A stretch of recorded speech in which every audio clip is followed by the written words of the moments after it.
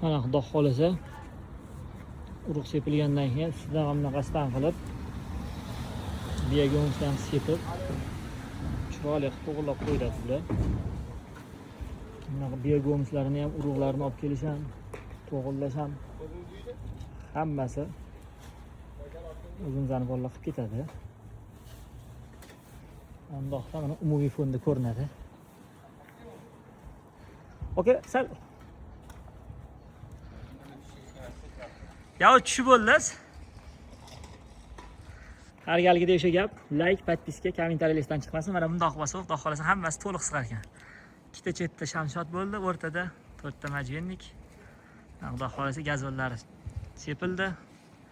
20 kundan o'tib sekin Xudo xolasa chiroyli joy bo'lib qoladi, teylari ham. Like, podpiskalar esdan chiqmasin. Duogo'ylar duo qilib qo'yasizlar. Salomat bo'linglar. Bizdan uzoqlashmanglar. Xizmatlar bo'lsa aloqadamiz. Telefon qo'rasizlar.